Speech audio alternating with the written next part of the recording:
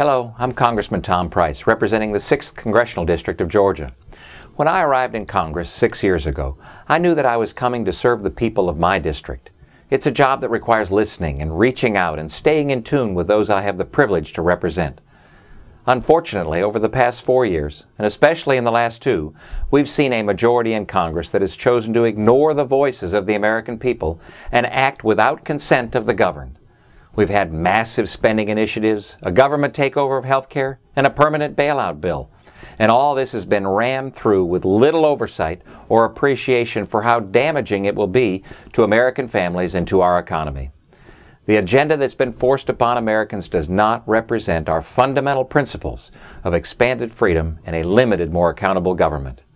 Having ignored the voices of the American people, Democrats are now preparing for a lame duck session after the election to pass additional controversial legislation that they have failed to force through thus far.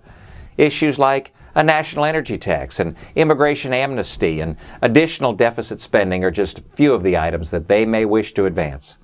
Their hope is to rely on lawmakers to take votes that they would otherwise never have taken. Now, this is a blatant attempt to circumvent and silence those who are looking to take our nation in a different direction. It reveals a troubling and reckless leadership.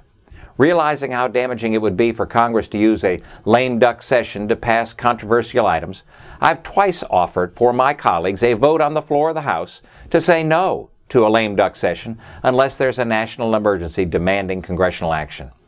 Now, the Democrat majority has twice rejected this opportunity, further verifying their intent to avoid accountability. This is not the hallmark of a healthy and functioning democracy.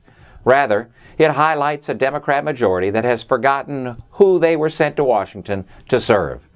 My Republican colleagues and I have heard you speak out against more spending, more debt, and more bureaucracy, and we will continue to fight to prevent these massive overreaches of government now and during any lame duck session. Thank you for listening, and keep speaking out.